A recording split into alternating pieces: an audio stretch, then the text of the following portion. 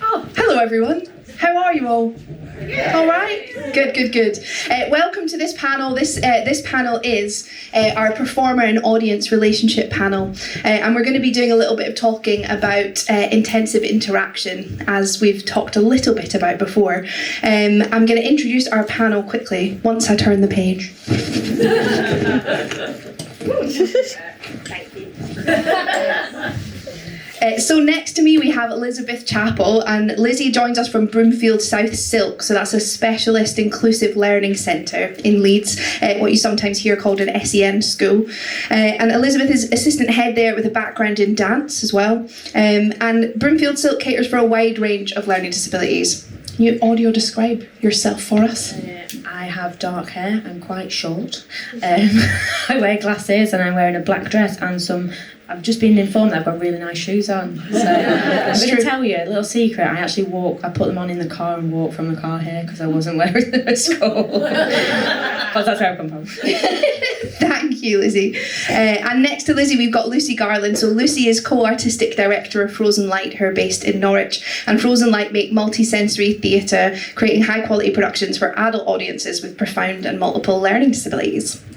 Hi, I'm Lucy. I've got kind of wavy, big orange hair. I'm quite a tall white woman wearing a leopard print skirt and also stompy boots. I can't remember who else said that. An arts uniform, I think. Yeah.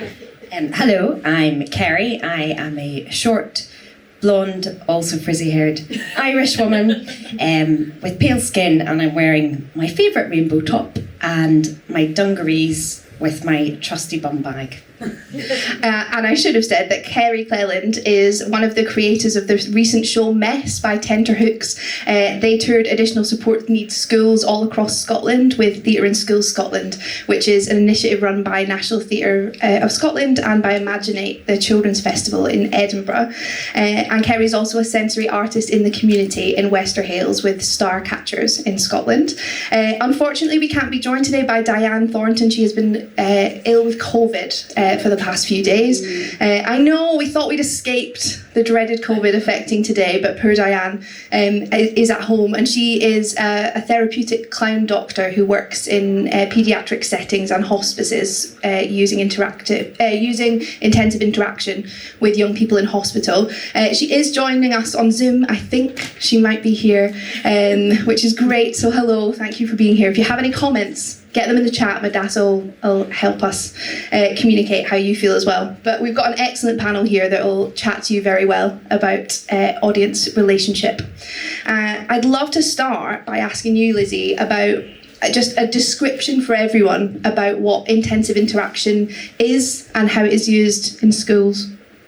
Okay, so intensive interaction is a developmental programme that's got 7 stages that develops young people's, or any person's really, social communication skills. It's based in the fundamentals of communication, so attendance to people, to developing eye contact and facial expressions, to being able to share time with people, to be able to share and co-regulate, and then obviously by the sort of end of stage 7 it will be beginning to vocalise and be able to develop some form of functional communication. In terms of in the school, we use intensive interaction throughout our whole approach, and it is an approach. I do remember, can I take these sort of digressions? Of course. Brilliant. Please. So I do remember that a parent in an EHCP, which is the legal document of which a school has to follow to provide a provision, was like, and my child's going to get hourly intensive interaction sessions every day, aren't they? And I sort of looked a little bit puzzled, and I went, well, they'll get them all the time. And they were like, yeah, but it's got to be an hour and it's got to be timetabled. You can't timetable intensive interaction. It is very much rooted in the early communication that an adult would have with a child and a baby, and those key moments where you're sharing between the two people. So it's all the time. Your whole approach has to be based around intensive interaction, because from that intensive interaction, you're going to understand how that young person communicates. Usually this is used with young people who have got complex communication and autism, or PMLD, so everyone is aware of what PMLD is, profound and multiple learning difficulties. So you're really looking for like that very intrinsic communication that a young person have that might be very, very fleeting, but that tells you that they're uncomfortable. Within a school setting, this might be down to personal care, that they can actually give you a look that says, you know what, it's okay, I give you permission to support me in that personal care moment. It could be around, actually, I'm reading that young person's face and they're showing that they're really, really not happy at the moment. Oh, let's amend what I'm doing. So it fundamentally informs all of those communication situations where a young person cannot be reliant on either using a symbol, for instance, or hasn't got any other functional communication system. It is based around speech and language therapy practices. It's based around developmentally appropriate to that young person where they are cognitively, and it's also around developing into other things. So you don't just stagnate with just copying the person, for instance, or mimicking them. You actually develop that, and through that very, very person-centred approach, it then develops into further interactions with those young people and massively develops relationships.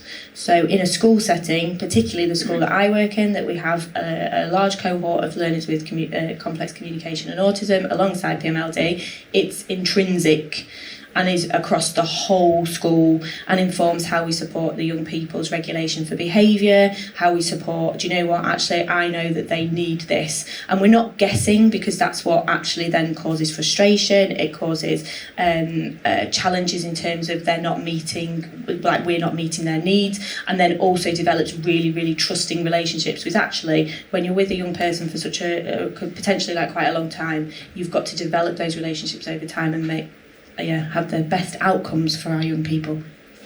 That's brilliant. Honestly, it's so good to hear about it as an approach that happens across the board, and I just thought it was really important for us to hear it from an education perspective as well, so that we really understand sort of the intricacies of what artists are doing when they use intensive interaction in their practice.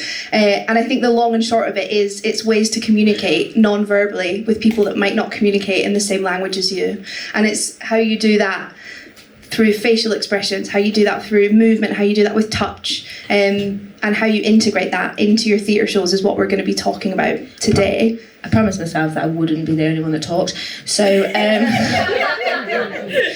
sorry. So equally, obviously, like Kirsty alluded to the fact that I have a background in dance and I'm a developmental movement trainer, and so within that, this is actually like how my journey to becoming an SEN professional happened. I started working within dance with young people with disabilities, and then continued to train, etc., and become a tutor. And one of the real special elements of the developmental training that I practice and deliver is all about like reading what is not said and having those shared moments with people. So I kind of like from like 20 was doing a very, very like intensive interaction approach, but actually completely unaware of it. So it's really integral to my practice, both in school and then subsequently like outside, and what I actually teach to adults. Thank you so much. I would love to move to hearing a little bit about Mess, Kerry, if that's okay. So Mess was the show by Tenterhooks that toured additional support needs schools, and there was quite a few clown doctors, so those people that work in paediatric healthcare settings in that show, and also other performers and other makers that created that show together. Can we hear a bit about it?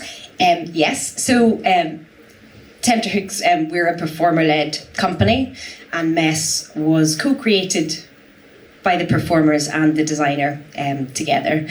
And we are a group of caretakers who have just began to sort of clean a room, and for the first time discover that for the first time we're cleaning and sorting out this room, but we have people in it, and that's the first time. So there's a real discovery of our audience. And in Mess, we truly we serve the narrative. There is narrative within it, and there are moments where so when we first did Mess, it was pre-COVID, and we then were going on a tour, and we had to remake it in the circumstances of COVID. So we used to go in to a classroom, and we would be alongside or amongst the young people in the room. And because of COVID, we began to distance ourselves and be more end-on, and that was one of the adjustments that we made, thinking, oh, when this is over, we'll go back to what we used to do. And we didn't, because we learned so much about being able to provide the narrative and be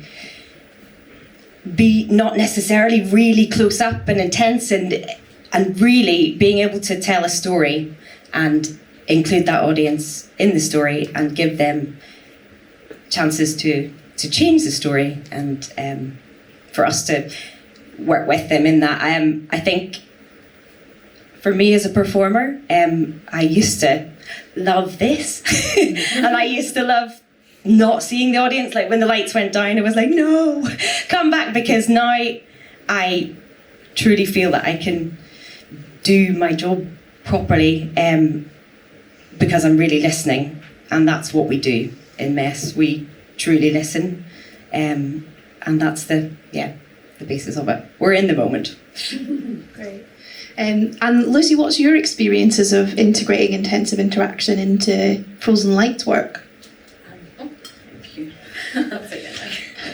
So, I think it's often doing it without realising you're doing it. And I think in our work, working with sensory props, almost the sensory props become a kind of like a vessel that allows for communication. Mm-hmm. And that sensory prop allows us to kind of enter an audience member's world and go, here's a thing, but it's not really about the thing. I mean, the thing's cool, of course, or I wouldn't work in sensory theory if I didn't like things.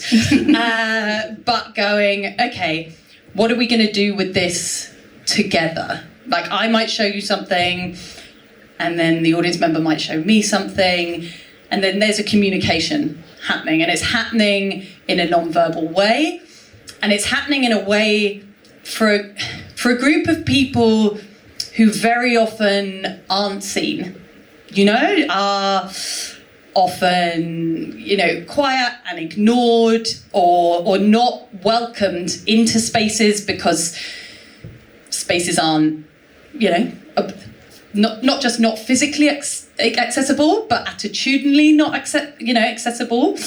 And so really saying to someone like, I see you, I want to have an interaction with you. And so through using those tools of intensive interaction, of the back and forth, of me as a performer, like listening with everything, not just your ears, listening to the energy in the room, listening to the movement, seeing the tiny indication that something is happening, to enable a conversation to take place. And I think that's what intensive interaction does, and to kind of say, you can have an effect on this, what's happening here, for people who often aren't given much opportunity to have much control over their lives.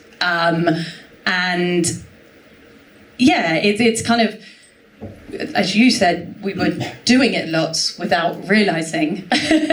And we've done amazing training with us in a bus on intensive interaction, and going like, oh, okay, that's what that is. That's what you do all the time. That's what it is all the time. Yeah.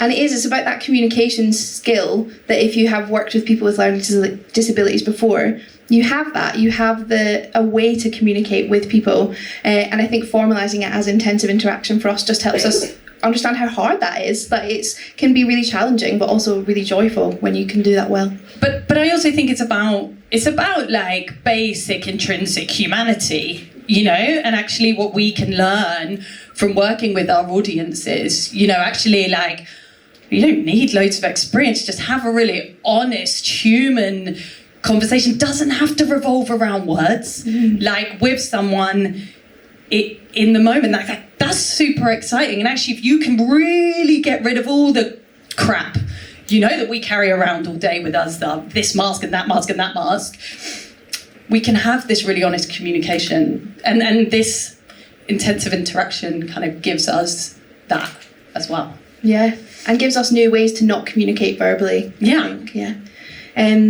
Lizzie, I know that you've seen some sensory theatre in your school, and I just From wondered. Interplay.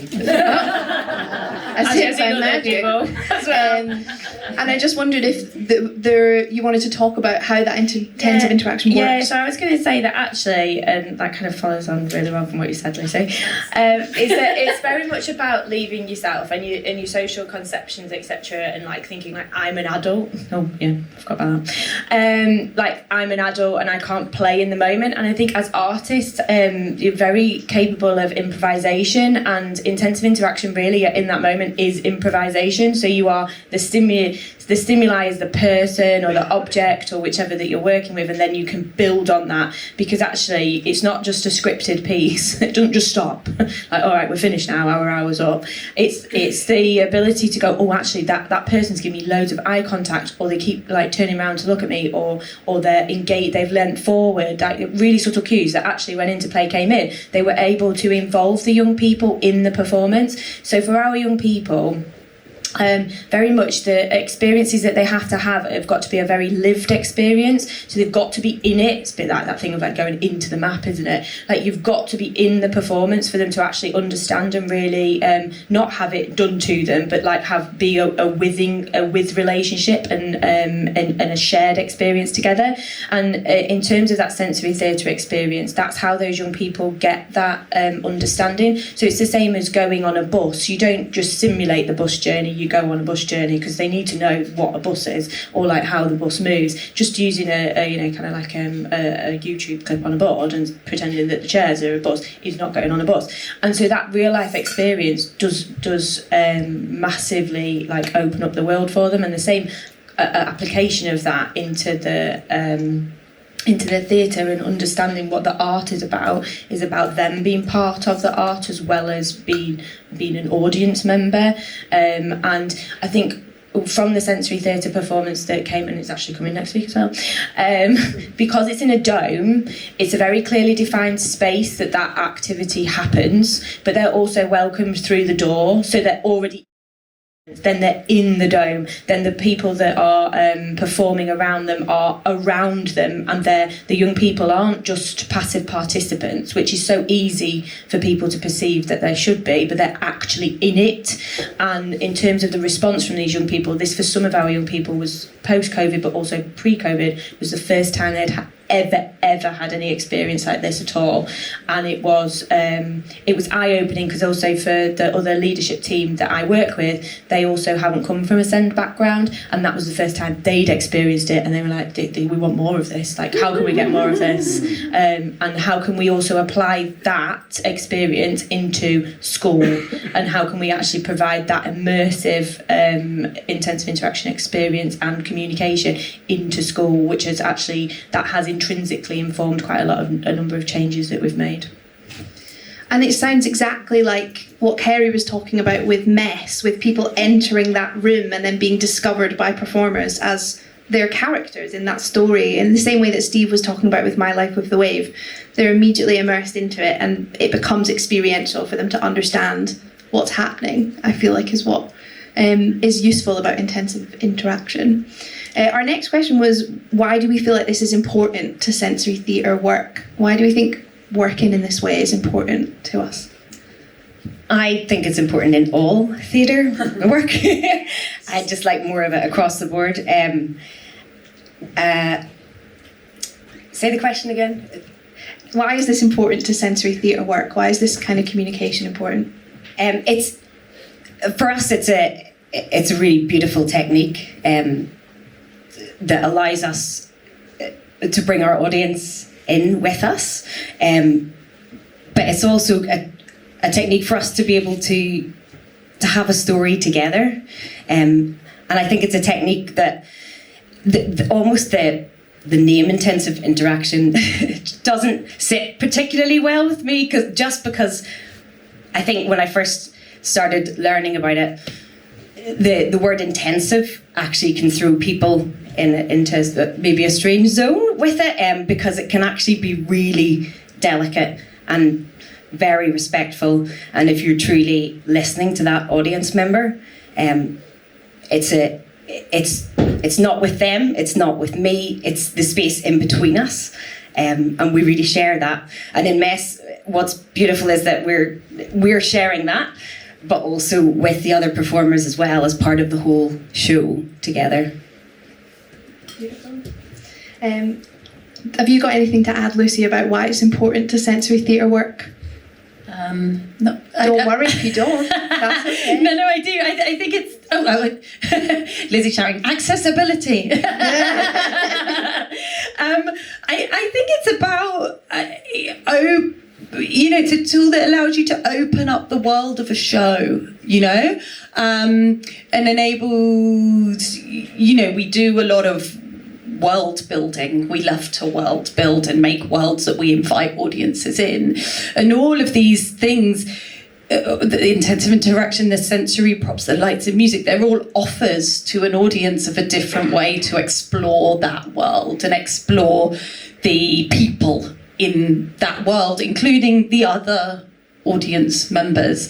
So for me, it's just like an access tool for the audience to be able to kind of open up the world, and by us kind of seeing the audience, they're then kind of working closely, they're then supports them to kind of access the world of the show.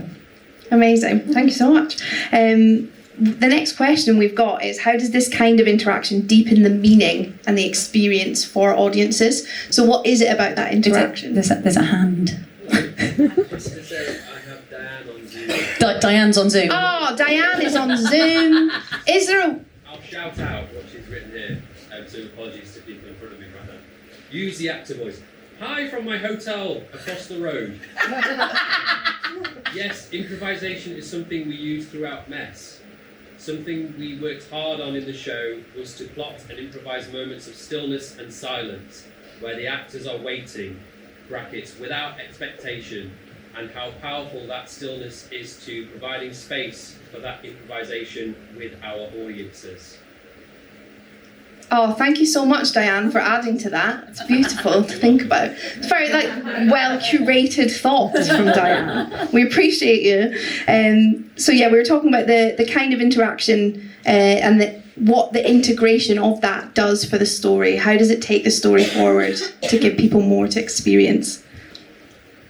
Any thoughts? Can you say that again? Yeah. Go on. So it's about how the integration deepens the meaning and the experience for audiences. So, other than them being involved, I think it's that bit you can develop your performance from the basis of those people, from those interactions, can't you? So, like, one performance won't necessarily be the same as the next one, and then the meaning is also then relevant to the person participating in it or being in it, rather than it being something that's just maybe it's like a sort of fluid kind of meaning, rather than a static perception. Like, you're not necessarily analysing Shakespeare and it's got like, this is what it means. It's actually like, that's personal, so that person that's experienced it. I mean, I was actually thinking before, in terms of from a school perception, we measure something using the engagement model, and that as a tool to actually really define where your intensive interaction is working and where it isn't, or even just general interaction is actually really interesting, and that's all done through like observational, I don't like the word assessment, but observations that they then can develop over time. So then you kind of go, right, okay, that's really working. Right, how do we do this? How do we do that? Which slightly deters from what you're saying. No, it's great. I think it's worth saying as well, one of the ways, I don't know if this is a useful metaphor for people, but one of the ways that I think about this kind of work is that stand-up comics are experts at reading rooms like this, that they can make people laugh as much as they want or change tact if they're going a different way. And I see sensory theatre as a way that people do that live, but more personal to the front row. They'll be able to change and create what the show is by who is there in the room. So it might be the same set, but it is a completely different experience depending on who's in the room and when. I don't know if there's anything anyone wants to add from a specific show. Yeah, I think from a Mess perspective, with a lot of the techniques that we use, it's about seeing that person, and it's really so.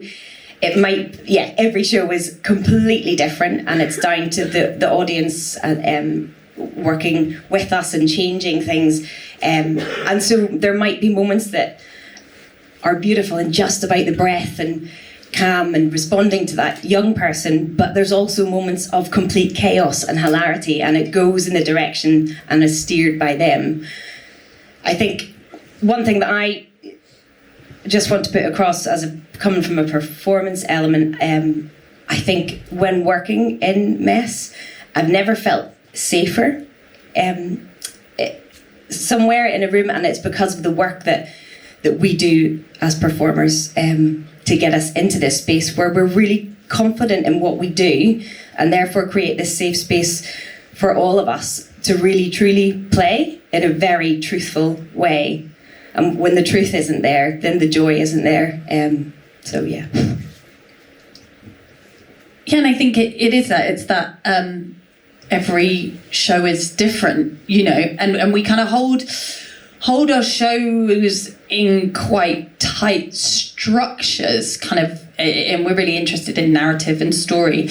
But then in those moments of interaction, in those kind of what we call sensory moments when we're working with sensory props, anything can happen, you know, and it's really important. It's an offer, you know, it's this offer of this thing, and you know, like sometimes it might get thrown all over the floor, sometimes it might get said no, you know, and you take that no, because that's really important for someone to be able to say no.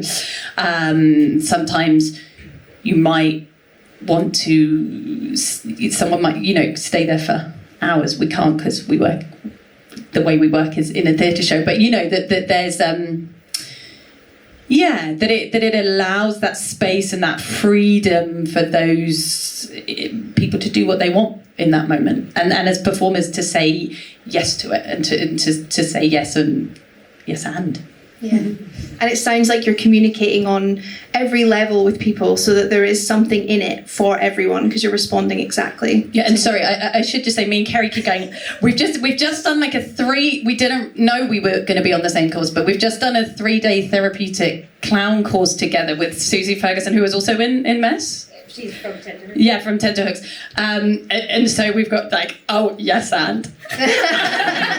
We did that. So sorry, I just realised we might look a bit weird. Every time you do the nudge, nudge, wink, wink, we'll go, we don't need to do the course now. We know what the takeaways were. And Lizzie, I'd love to know as well if there is an impact that lasts beyond the show in school with that kind of communication. Yeah, I think opening, we've a bit of context around the school. So we're in South Leeds. We're in one of the most deprived areas of this local authority, with significant issues around social deprivation and what comes with that. And so therefore our young people, really, their cultural capital is quite significantly non-existent, I'm going to say, and historically not having opportunities for such interactions and such to be even aware or even participate in sensory theatre or any theatre. I mean, I would say that quite a number of our young people, even our most sort of able students, are probably unable to actually say that they've been to theatre unless they've gone with school.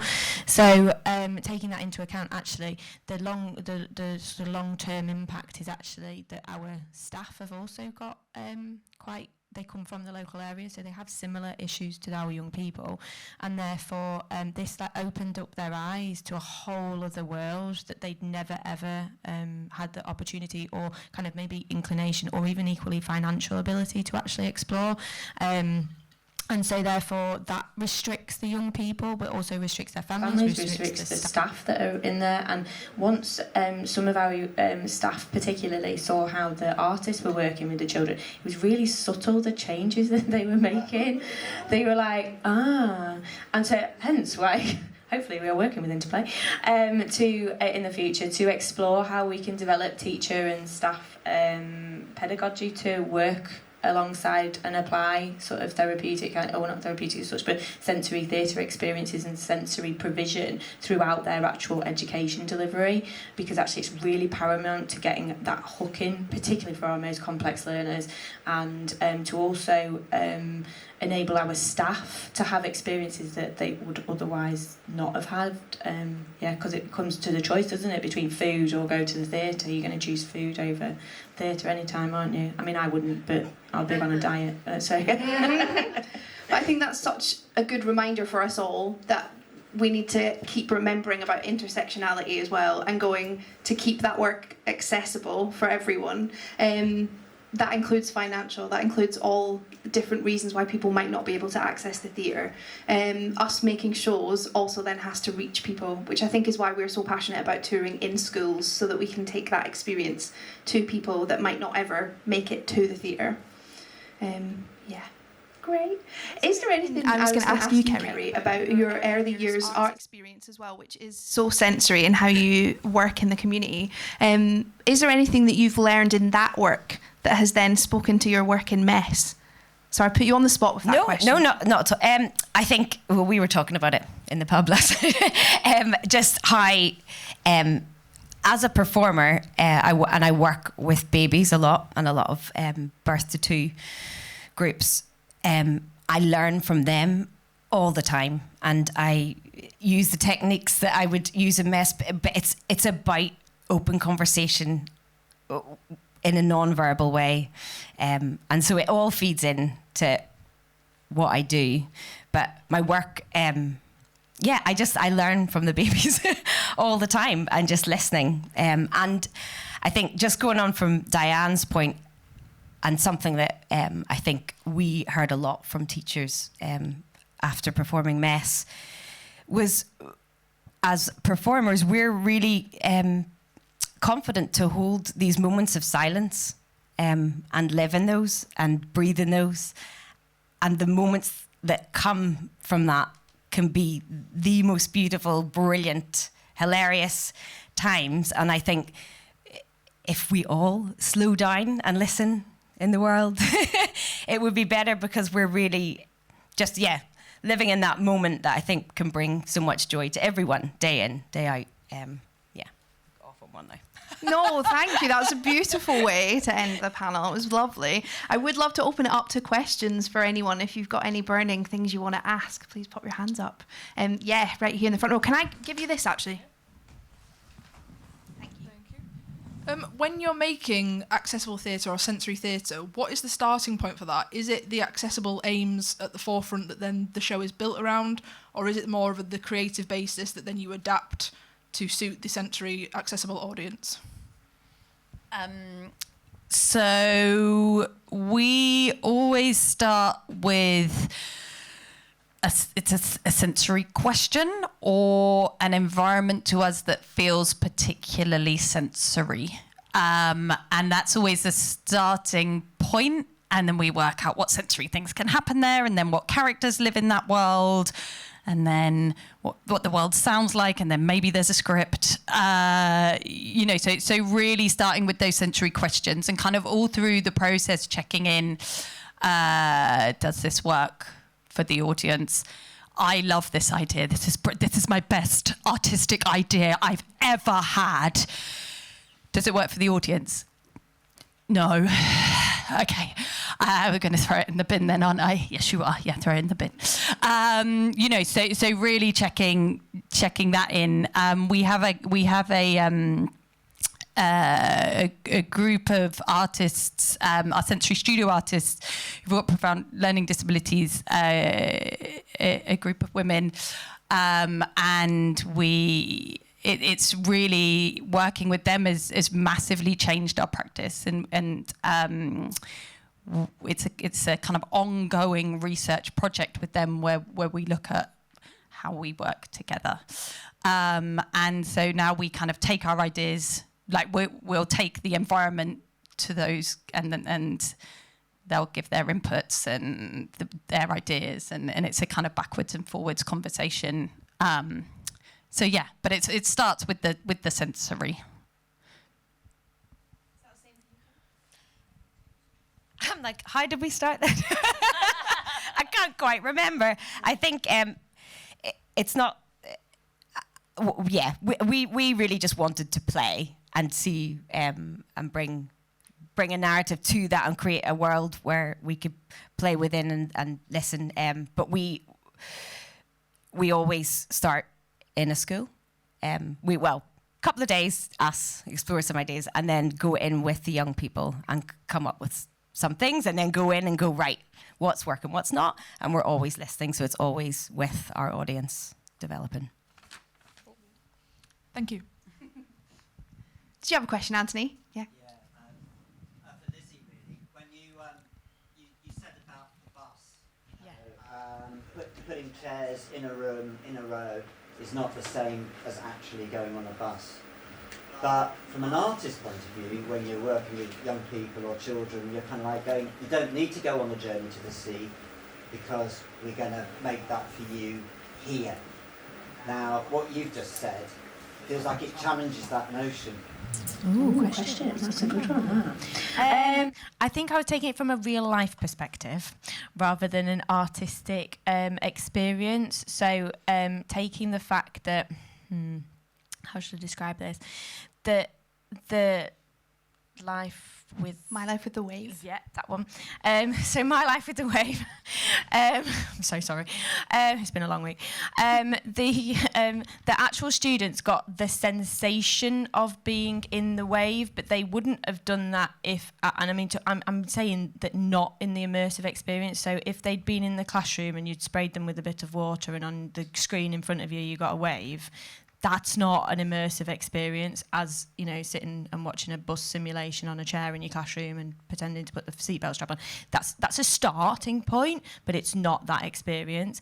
And actually, the My Life with the Wave was entirely different because actually it was looking from a real, I think I like a holistic approach actually for like every sort of opportunity that they could get some kind of something from that, whether it was visual or physical or from the intensive interaction. So I would say that yes, for real life experiences, you cannot beat a real life experience. And if you're doing the beach, then if you can get your young people to the beach, then that's amazing.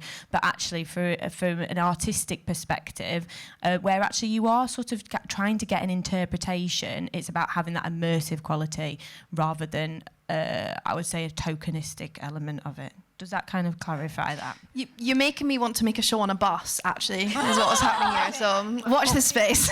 Blink Dance did a really cool COVID show that was in a bus, or they were in the bus, and the audience. There's a bus thing. Get it on the map. Yeah. Get it on the map. Blink Dance. I just want to say something, and I'm aware Jill Briggs in the room, so I wonder. I don't know if she has an answer for this question. I think. So that we're not trying to make method naturalistic drama, but we also are making theatre, and I'm really aware Jill's sitting there, but around keeping the audience safe when you're working with an audience that may not understand the difference between reality and theatre. And what theatre gives us is all those constructs of theatre that signpost that it's not real, but it's equally magic. You know, we have that gift of magic, but, you know, the lighting, the music, what the performers are doing, and so we're creating a different kind of magic that real life can't do, because we can do things in theatre that real life can't do, which is, you know, why we all love the theatre. Yeah. And it can take you to different places in the same show. My Life with the Wave wouldn't have worked in the sea, I don't think. There'd be a lot of things that we wouldn't be able to do. Yeah, good point. Amazing. Can we give a big round of applause to our brilliant panel? Thank you so much. Great.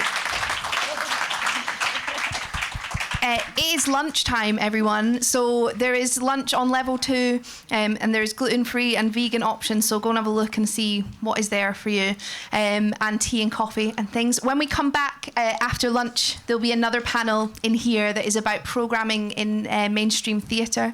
There will also be a sensory session with Natalie outside, so feel free to sign up and come and ask us any questions over the lunch break if you need anything at all. Thank you so much.